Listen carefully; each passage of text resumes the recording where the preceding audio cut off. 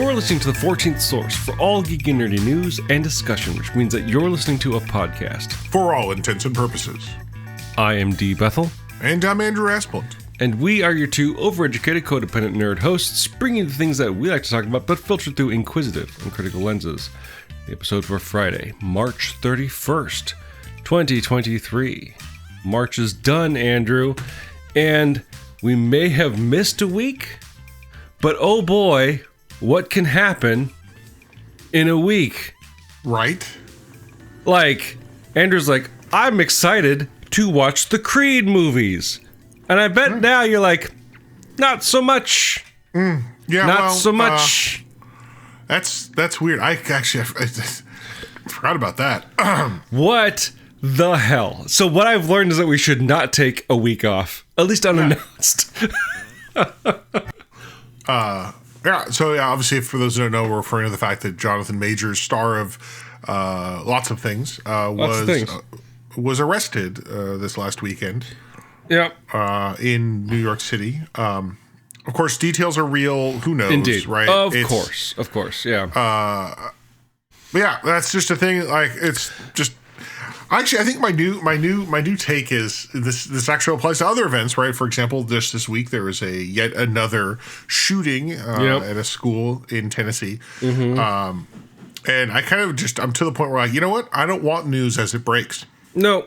I actually I want to let it sit for a couple days and then have a reasoned analysis that's done calmly.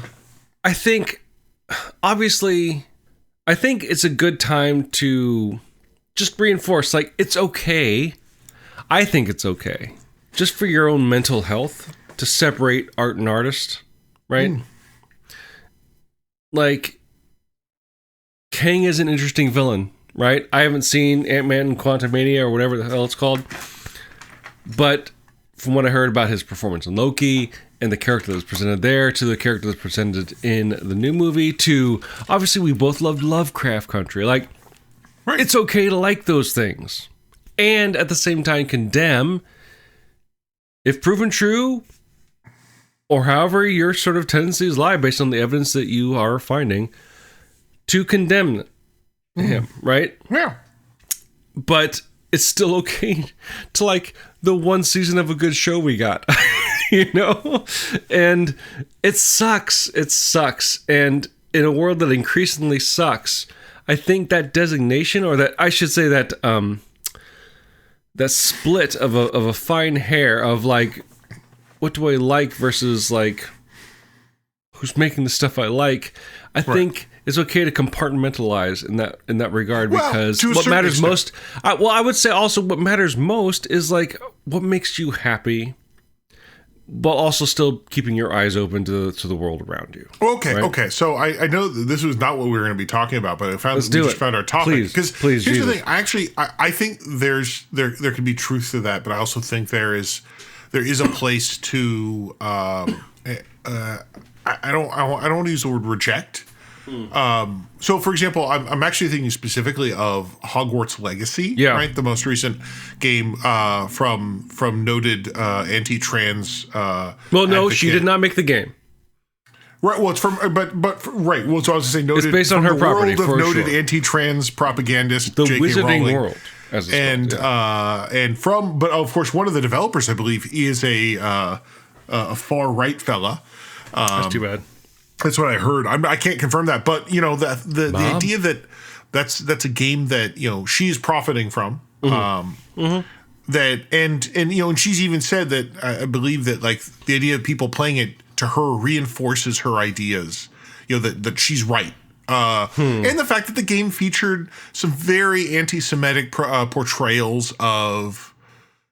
Basically the goblins, right? Like if you watch Harry Potter, it was always series, there, but they lean into it, right? They even have like I saw a clip from the game where they have a reference to a goblin shofar, right? Like goblins have just like right? But also the idea that the shofar references a battle. Like a year, and of course some people who are familiar with Jewish history are like, oh yes, that's a year where there was basically like a Jewish purge in Europe, in the 17th century, right? Like, how appropriate they choose the same year. So it's like the idea that there was this intention, so, and that's why I think there's a place to say, you know what, maybe there's a time where it is appropriate to say, actually, maybe it is a right thing to reject a creative work because of the creator or the people involved. And I don't have a hard and fast rule for this, right? Because obviously we talk about it's contextual. It's based on your and it's based on your own limits of comfort, right? But and I think of it this way, that when we talk about Lovecraft in a positive, or his stories in a positive aspect, I think we've talked a lot of why we can do that, and don't feel every bad. time. Also, he's not getting anything from it because he's super dead. He's not profiting from it, so we don't feel as bad. Plus, every time we talked about, I'm pretty sure that every time we've talked about him, there has been a huge asterisk saying like, this dude is a problem. Well, I say is a problem, but he's dead, so I would rather say was a problem. Who even in his own lifetime showed shifting views, like continuing, not using just his fiction as the context, but looking at his letters, looking at the arc of his letter writing in addition to his fiction writing. There were changes, didn't make him innocent by the end, but definitely showed weird tendencies away from and also back to weird racial problems. It's like people are complicated, it turns out. And the thing is this, like, you should not be afraid of your convictions, and you should stand up for what you believe in. And so condemn those whom you feel deserve condemning, as long as you have evidence, I should say. But like, also, the best way in a capitalist society to support or condemn the things you don't like is to either give them or not spend your money. And and Marvel is definitely confronting this in a very short span of time. Have they said anything? I don't think so. I don't think so. Yeah. I mean, that might be different by the time this episode goes up. That's true, and it may be that they're waiting to see what kind of the revelation is. Turns out the thing that killed the big villain Kang was box office receipts. Yeah. So yeah, who knows? And hey, and the one thing I will say, I think Jonathan Majors is an actor. I think we've said it before. Is a very impressive actor. His skill is undeniable. Does some great work. And if they do end up going with, hey, look, Kang is different now. Right. I'll be interested to see who because I suspect they'll go out of their way to find someone. Right. Honestly, if anything proved that you can recast the same character, I mean, and we could throw this towards even Black Panther, I guess. But like, and it's not even technically officially Marvel Studios, but Spider-Man No Way Home, right? It's like we had 3 Peter Parkers played by 3 different actors. Right. Like, we can do this. And like, Kang is thoroughly rooted in the multiverse. Right. And so it's not hard to find someone, in fact, multiple people, right? Not that it has to be a black guy, but like Terrence Howard is looking for work. I'm here. That's the long way around. Right? He's like, this is the long game, motherfucker. I'm back. And you know what? Marvel should do that. Marvel should do that. Kang versus War Machine. Right?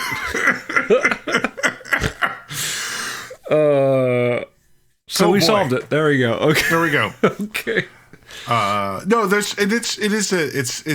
and honestly, this conversation comes up a lot. Yeah. Because, people do things. Either they make mistakes or they just make bad choices. Honestly, and it's also like young people do things. Like, that's the part, like, we're not young. And I'm not even saying Jonathan Majors is young. I mean, he is young. What? Isn't he? I thought he was about our age. I think, Andrew, we are older than you think we are. Okay, you're right. He's not our age. Thank you. He's significantly older. Damn it. Oops. Yeah. So, I mean, the question we need to ask is, should Pecs be persecuted, Andrew? Well, and here's the thing. Here's the thing, though. Like, let's. Well, it's a superhero franchise where an actor got arrested and charged. Well, actually, I don't think he's been charged. I don't know if he's been charged with a crime. Okay, yeah. But let's. Has this happened before? Has there been another superhero franchise that had an actor who engaged in bad behavior, faced criminal charges? I can't think of a single one. I can't think of a single one. Maybe I'll have a flash and it'll come to me. Maybe. I don't know. I mean, yeah. And that's actually, and it's the idea that DC faced with a comparable issue. If not, I would argue because what's their name? Ezra Miller. Ezra Miller had Ezra Miller, had multiple things. Right, it wasn't just one event. There were multiple events where you're like, oh, like the shit he was doing is like that's a true crime podcast topic. Yeah, they were definitely engaged in some behavior that was that's not just like it's a true crime podcast. Yet DC, after giving it doing some serious soul searching, decided the best course of action was to proceed as if nothing happened. Let's make sure Michael Keaton is in the trailer. I mean, because that's actually a movie that features multiple Ezra Miller characters, and all of them, have been charged with kidnapping or something? assault. I don't know. I forget. Right? B&E. I mean, international espionage. Running a sex cult, I think, or something like. Either way. So DC, they really did the hard thinking and they came to a choice. It'll be interesting to see what Marvel does. But that's the thing. It's like it's really bringing reality to superhero cinema fandom, right? Like there's only so long you can live in the fantasy, right? And unfortunately, like bad people end up everywhere. And especially with this happening to Marvel Studios, again, we'll see how the long arm of the law kind of resolves this. Right. And even then, it's up to you and the evidence that you find and consume to decide what you want to believe. But with this confronting Marvel Studios especially, it's a real kind of wake-up call to people that just want to view Marvel Studios as escapism. Because at some point you have to confront the fact, like, well, this person might be a very bad person. Right. And what lengths are you willing to go to accept escapism? Right. Well, and it's scary. It's scary to a lot of people because I'm guessing for some people, especially coming out of a pandemic, like that's the last thing you want to think about, especially in terms of franchises and characters that you love. Right. And it's hard not to, like, I already obviously mentioned Ezra Miller and their, the fact that they're still, I think, making movies. Actually, I don't know. I haven't checked. I mean, yeah. But then we can talk about, a year ago with Will Smith. Sure. And how that had a drastic effect. I mean, in the context of everything, he just slapped a dude, which is the least offensive thing of all the allegations being thrown around right now. But and he did a live television. That's the and I think about this has always been a thing, right? Like people have not liked certain. Like the behavior of certain actors or creators or people, right? It's always been the case. I mean, I remember when I was in the Navy, people still were swearing off Jane Fonda over the Vietnam thing. So that's the thing. Andrew hung out with 70-year-olds, is what he's hearing. Yeah. Well, I mean, no, there's some people that really that they took that to heart. At the same time, right? Like, I mean, how many Woody Allen movies have there been since? That guy, right? Like that guy's got some behavior that's a little bit sus, right? Continue to make movies. I mean, and Roman Polanski, right? So, and I mean, really, it's one could argue that there is a lot of icky stuff that people do, and I will say this, but like I think it's probably assumed at this point, but like, we don't get into necessarily our own personal sort of values and even beliefs here. But like, I'm a humanist. I'm not religious in any way. Never have been. So I'm not like a relapsed Catholic or anything like that.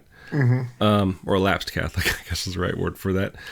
I believe in second chances as long as people are willing to put in the work. But we need that. We need as much evidence of redemption as we do of conviction, right? And I'm willing to forgive almost anybody as long as they show the effort, right? Like, there's some people, like, I do have proclivities. There are some people I just will never forgive. Sorry, Harvey Weinstein. Right? Or any people that just straight up violate and deprive people of their basic human rights. I mean, and to that, like, everything's kind of up for debate, but like, especially someone so young, and people that are so young, Ezra Miller is kind of on the edge here. Because, dude, like, let's slow your roll a little bit, right? Spread out your felonies. but like, if people show true remorse and are willing to just like, let me just do my job and like, let me prove to you that I deserve your trust for entertainment, then I'm willing to give them that. Now, the question I have is, are there people that we've done that for? Just generally in pop culture. Are there people that have been redeemed? I mean, arguably, depending on your opinions on drug possession. Were you asking? I'm sorry. Yes, I was, and I know who you're going to say right away. I was going to say Robert Downey Jr. Yeah, the person that entire franchise is based on.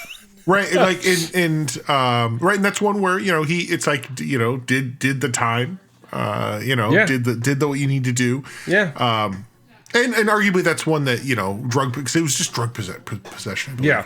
Yeah. Where it's not, it's easy to say, okay, there wasn't like, it's not like he, right, you know, beat someone or did something like that. But it's clear that he has every day since his, recovery is working hard and has worked hard and appreciates the sort of level of success he's earned since then, right? Like, there's no doubt he is eternally kind of grateful for the opportunities he's received and is thankful for the fandom that has either forgiven him, or honestly, a lot of the fandom didn't know he had problems in the first place because they're all young. But like, it's clear like that's a really good example. And is there anybody like, Mel Gibson's trying, but like, dude, I mean, you gotta Mel work a Gibson's bit an interesting harder. one. I would actually say that's one where a lot of my experience is that because I remember actually, I don't pay attention to a lot of that, but I remember when I used to run trivia nights, I had a team that basically really, really wanted to bring out Mel Gibson references. Mostly because they were like, wow, look at this guy. This guy's a menace. Yeah. I do believe that half of the team were Jewish. So there's a little background there. Since one of the targets of his animus is in fact the Jewish people. Right. But yeah, I don't know. And that's a good one. Like, that's someone who I've not really sought out his movies. Right. To me, it's like, oh, he's still the guy that, like, you know, has, like, I don't feel like he ever really had that legitimate, like, you know what, actually I was wrong. You know, it always sounds like it's one of those, those things that you see, like, his responses to it have always felt like it's just the canned thing you say to get people off your back, and not the demonstration of actually, you know what, I really did something wrong. Yeah. And I've taken the steps to fix myself. Which is a super shame, because like, he has an incredible screen presence and is actually a really good director. And it's like, come on, dude. Like, you have the talent.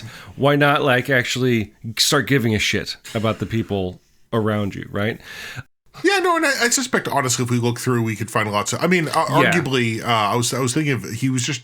I hear he just flubbed his way through the Daily Show. What's his name? Al Franken. Yeah. That's one, where it kind of had left the Senate, kind of got disappeared for a while, and then kind of came back. Although I don't know, I haven't really followed what his kind of path to redemption is, because honestly, this is one of the things where we always, there's a big talk about cancel culture, Me Too, and how these people are getting canceled, and at this point, I don't think any of them are canceled, right? Like, I think what was the big one, Louis C.K., right? That was a big thing, like, oh my gosh, look, he did some really terrible things. Very gosh, bad he's been canceled, and then he won a Grammy, right? Right. And I was like, oh, I didn't know people that were canceled won Grammys. And I mean, like a year or two later. Similarly, Dave Chappelle, a lot of, he says some things that are, and continues to say things, right? Like, leans into the, actually, I'm going to take the shitty, the shitty perspective. Still doing Netflix specials, still doing fine. Right. Netflix is still paying him, I guess is the other way to say that, right? Right. So, yeah. But... Right. God, we could go on to this rant as well, but like, the whole cancel culture thing is what that ultimately is, I would argue. And feel free to debate me, because people view this debate with varying levels of importance. And specifically, a lot of governors and stuff view this as the ultimate importance. But ultimately, it's about accountability and how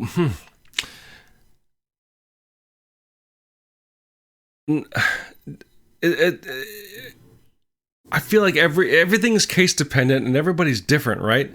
But like,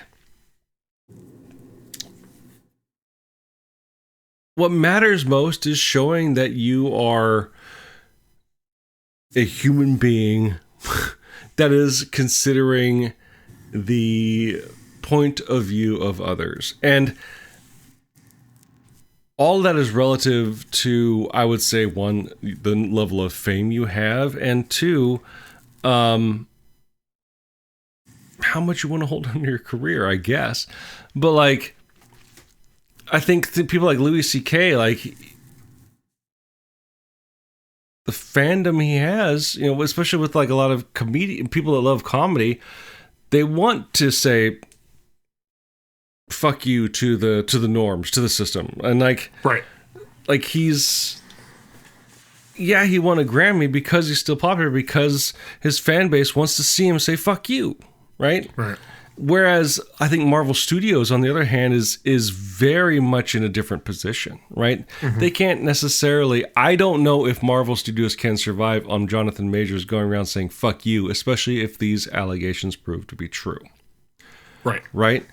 And like, like I said, so that's what I mean by it's all case dependent. And in this case, like there's lots of money, lots of movies, and an entire perhaps future of a marketing plan built around a guy that could be in a very bad, well, he is in a bad situation, but could be in a much worse situation.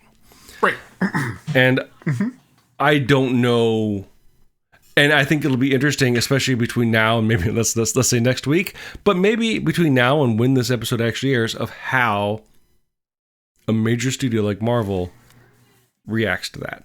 And that's what I'm kind of, at this point, I'm more interested to see than whether, honestly, I'm more interested to see that than whether like people are like innocent or guilty, because this is something that could actually move the entire, like that can move a cruise ship's sized boat like Marvel Studios and change their entire plans going forward.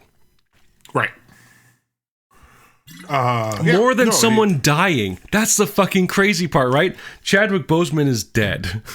But I feel like the Jonathan Majors thing is a bigger problem for Marvel. That's crazy. Well, although who knows, right? And this is also a situation where maybe it isn't actually that big a problem because, like we already said, maybe he's actually one of the easier recasts they can do. Right, like again, Terrence Howard is still available. If they decide that they don't want to continue working with him, I don't know. It's a tough business. It is one of these things where, part of me is like, that's why you don't invest too many in a single actor. Right. It's actually interesting. As I've gotten older, I've become much, I've said this multiple times, much less concerned about the uniformity of actor, right? Like it doesn't, I don't need to, like, I'm okay if like, oh gosh, it's a different person this time. Like, all right, okay, cool. Like I like old, whoever doing these parts, but if someone else comes in and has to do it, it's not the end of the world, right? All right. I watched, what was it? The Marvel What If featured quite a few, not the original actors. Right. Right. And it's like, well, voice acting. Yeah. Well, voice acting. Well, sure. Right. But like, while they went and got the voice actor for some of them, including Chadwick Boseman, and I guess what was his final performance, they also didn't get other people, and it was fine. Right. And like I said, Don Cheadle to me is perfectly fine. I don't stop and say, gosh, that isn't Terrence Howard. And maybe it was a little bit weird when you watched Iron Man 2 10 years ago or 15 years ago, but shit, however many years ago? 15 years ago. 15 years ago, just about, yeah. But, it worked out. And there've actually, I think, been a few other recastings of less important parts. It's fine. Harry Ford's taken over the part of what's his name? General Ross. John Hurt. Because he's dead. Because he's dead, right, obviously.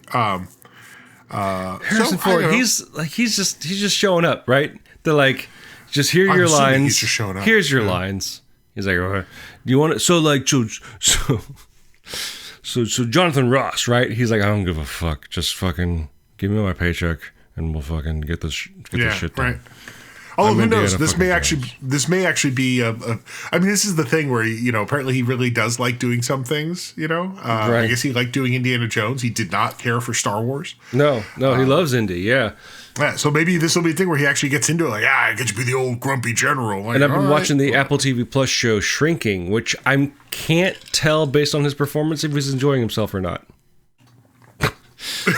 I can't tell. You just don't know. Which maybe just be a consequence of him being an old man, but also I just can't tell. Harrison Ford is an enigma wrapped in bland sandpaper, but we love him. But we love him because he's Indiana Jones. That was not what we were going to talk about this week. No, it wasn't. But I think it's an interesting thing because it has a lot of different flavors to it, and I keep thinking about we neither of us are playing or probably will play the Hogwarts Legacy, but it was we were aged a bit above the Harry Potter fandom, yeah.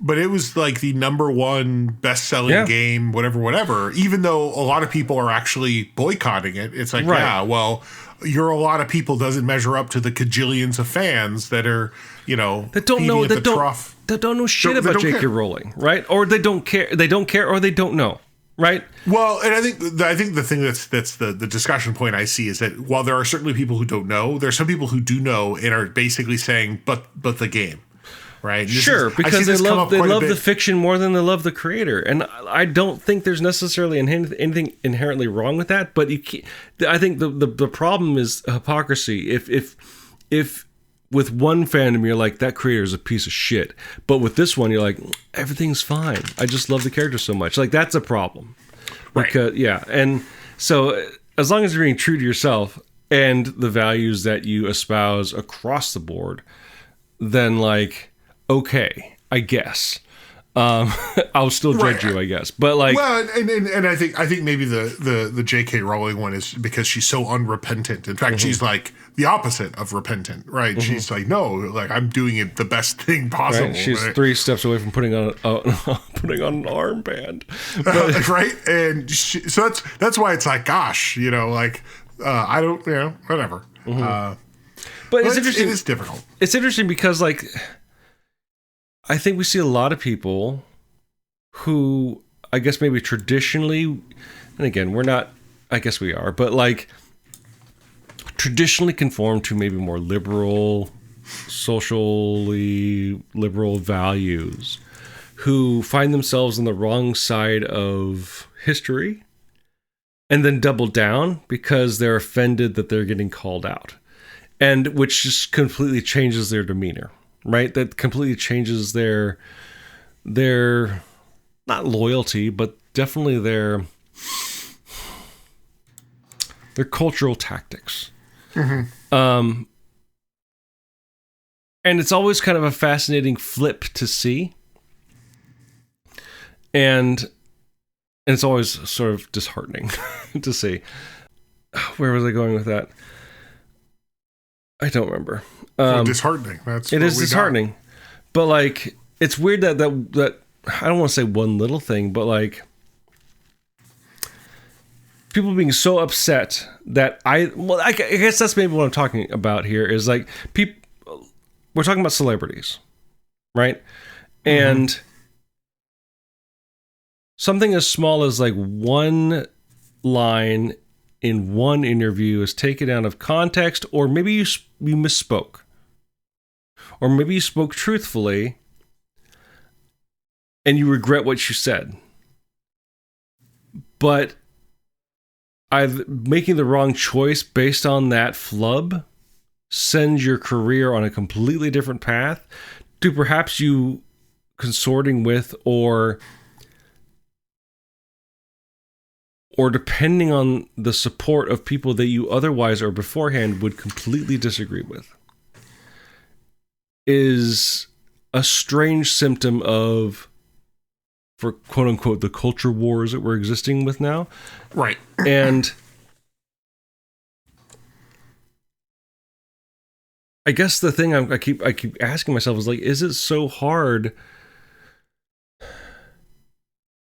to say I'm sorry or to say I was wrong? And I'm not a celebrity. Andrew is, but I'm not. And and I mean, you were on a podcasting panel once. So once, long time ago.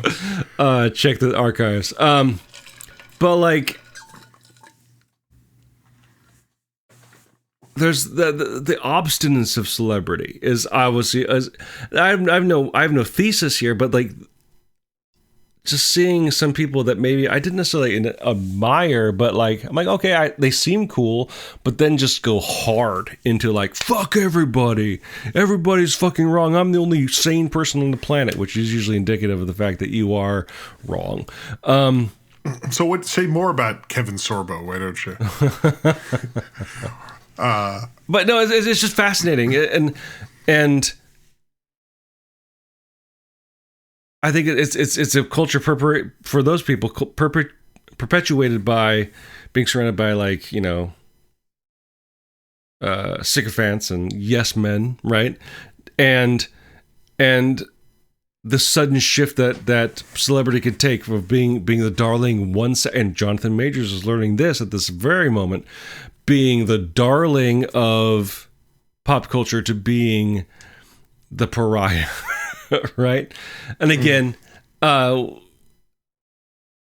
be interesting to see kind of how he handles this, because he is young, he is very talented, and based on the evidence that comes out, based on the sort of, I'm guessing, the trials that are coming, it'll be interesting to see kind of how a young man coming up in a modern culture that seemed to be, for all other standards, kind of like understanding of and compassionate, but again, it really shows that we don't know anybody. Yeah, we don't really know anyone. Yeah. That it'll be interesting to see how that settles out. And I don't know. Celebrities are strange beasts, but the thing is that they're people that are put in very unfair positions, and a lot of time, not because of accusations. If you do something shitty, you should be called out for it, and if it's especially shitty, you should be punished for it. But they also get away with a lot because people with money get away with a lot. I don't know. It's a strange time to be a nerd. It is, and it's the one thing I kind of want to turn it a little bit back to earlier is, you know, in terms of someone kind of making amends. I was reminded of the first episode of the TV show Leverage Redemption.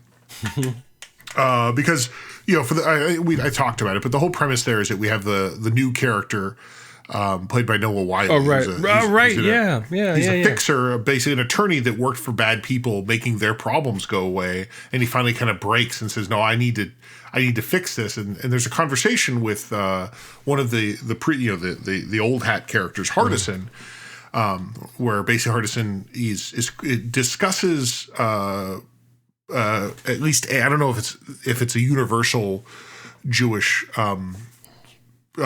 take on redemption, but that it's a process, right? It's not just something you do and say you've done. And it was actually from what I understand, the writers based it off of the work of Rabbi Danya Ruttenberg, who's kind of a Twitter famous rabbi who wrote a book on repentance and repair. And it's basically this idea that when you see people doing the work, right? It's not just, oh gosh, I did this bad thing and whatever. It's that they continue to it's a constant process of That's the best redemption. way to say it. You're absolutely right. Doing the work. It's not just apologizing. Yes. And that's the kind of thing where I think when I think about what would, when this Jonathan Majors thing, whatever happens with it, if the idea that this is true, if he did actually, to engage in the domestic violence for which he's accused, how does this wash out? I'm like, well, there are ways for me that I could see him being someone that I would still want to see.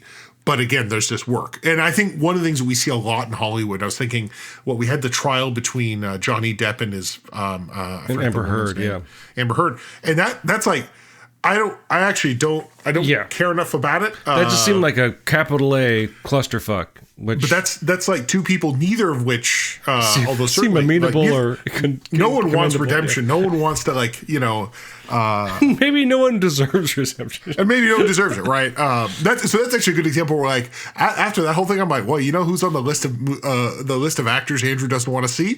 Right. Johnny Depp. Half the fun of watching a dumpster fire is watching it burn. I guess I don't know. So, but I think there's I think there are ways to things that I'd like to see, and I don't know what it looks like, but at least doing the work, seeing people say not only acknowledging they made the mistake, but then taking actions to help the people that they harmed and others, right? Yeah. Especially when you're a famous actor, right? You can do more than just say, "Oops, I'm sorry," and here's a $50,000 check to the Trevor Project, right? Or whatever. That's there's a lot of token right. I will say that about someone else we mentioned earlier, like Al Franken.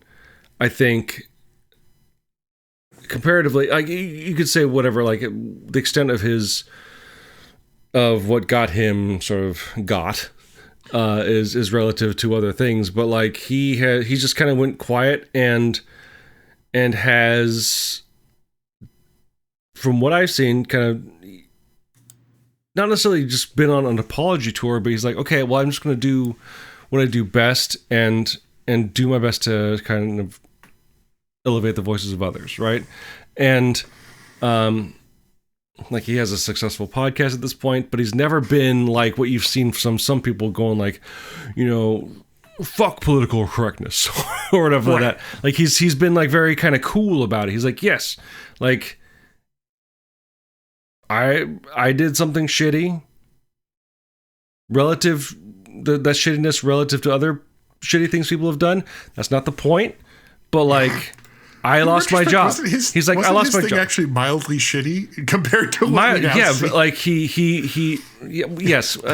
Look it up. We don't have to rehash it here. Yeah, we don't have to rehash it. But he didn't personally touch, affect, or harm anybody. He just took some shitty pictures while on a USO tour, I think, and that sucks, right? And you shouldn't do that, especially. Was he even senator at the time? I don't even know that. Was not. But I don't think so. So that's a whole other level of it. And Twitter has been actually an interesting playground for all this. How long can we hold somebody accountable for the shitty things they do, right? Because the internet doesn't forget. Mm-hmm. Trevor Noah ran into this, right? Of he said something back in 2009. He's like, I was 20 or whatever, right? The internet has protracted time in a lot of ways, but it's also really kind of put a spotlight on everything we do. magnifying glass, I guess, on everything we do. And the thing that I guess comes through is that for people that are doing genuinely shitty things and people that maybe do accidentally shitty things once, I feel like technology is advancing faster than we can cope with it in some ways. And I feel like a really old man saying this. It's like, you know what? All right, Grandpa. Right. And like, you know what? Technology is moving pretty quickly, but like, I genuinely think like it's outpacing our ability to use it. And when they say, you know, smart devices, it's not that the devices are smart. It's just that we're stupid, and it's highlighting the fact how dumb we are. And people are facing that fact every day, as we see from celebrities and people that are coming under the eye of Sauron here in a lot of ways. So, nerds, we're gonna have to. We are facing it, and it's probably gonna, in some ways, just get worse. But also, let's hope it also brings to the fore people that are genuinely good and wonderful. So I'm glad to announce here, I actually have an exclusive piece of news. Jonathan Majors has been recast. Kang is now played by Tom Hanks. And his whole purpose... Except but not his son. No. Which one? But like the problematic one, yeah. No, Kang's whole purpose is to get as many vintage typewriters as possible. Doesn't seem so bad. That's not so bad. No, it's quite a nice guy, really, when you think about it. Right? He's best friends with volleyball. So if you, dear listeners, have any thoughts about the topic we discussed this week, feel free to leave your thoughts as comments on the page of this episode at forallintents.net. You can also post your comments or engage in conversations with other listeners on our Facebook page. You can find us on other social media as well, specifically the places where Andrew and I frequent. You can find me on Instagram at dbethelcomics, and you find Andrew on Mastodon at profounddark at dice.camp. While you're at our website at forallintents.net, you can also take a look at our YouTube page, or you may be already there listening to the show that is, simulcast in YouTube. Except last week. Well, there was no cast. Yeah. But if you are there, please like and subscribe and ring the bell, as they say.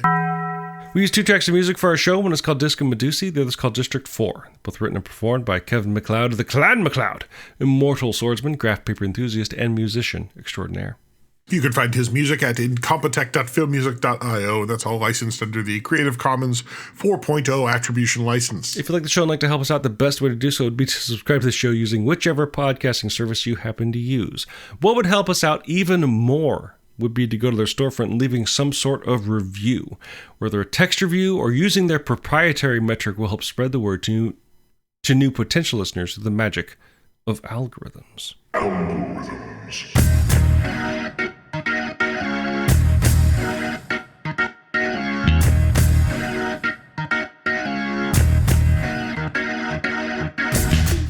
So it was a big news week for Dungeons and Dragons. There's a movie.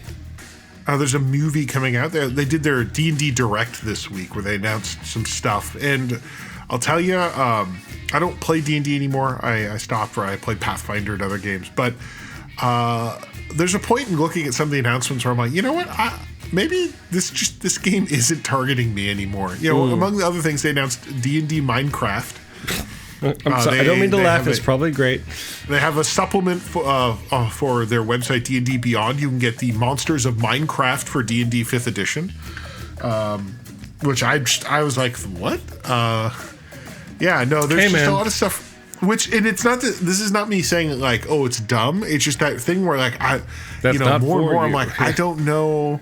They're not aiming for you, right? Like I'm not the target audience at all, which is fine because, like, honestly, they should be looking forward. But unfortunately, like looking forward, if they think looking forward is Minecraft, I think they're about 5 years behind. Well, apparently Minecraft's still a big deal. No doubt. But there's also like Fortnite. Gotta get the kids when they're young. Well, Fortnite, there's Roblox, right? isn't that just like a criminal enterprise? So I don't know.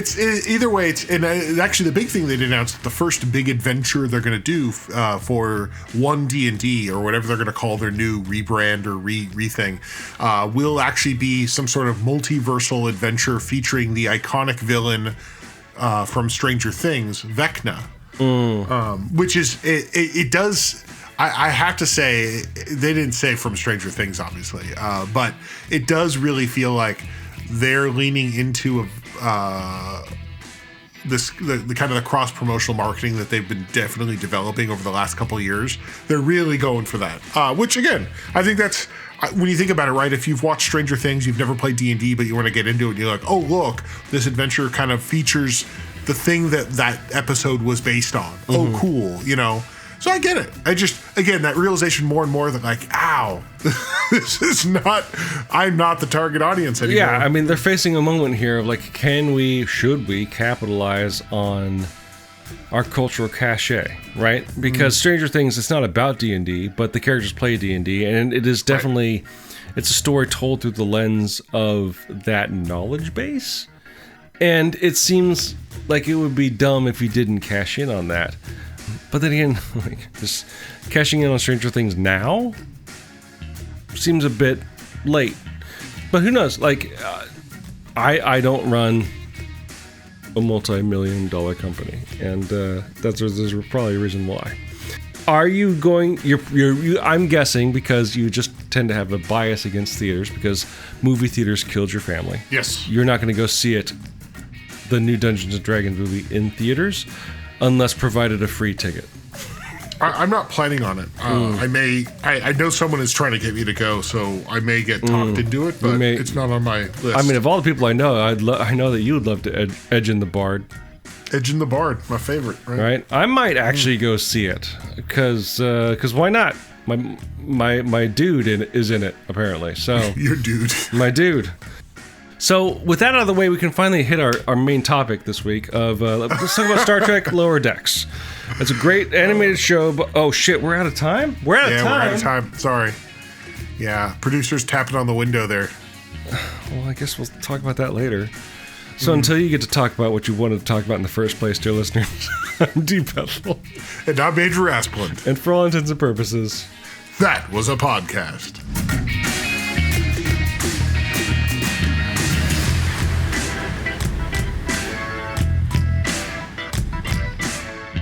Everybody clap your hands.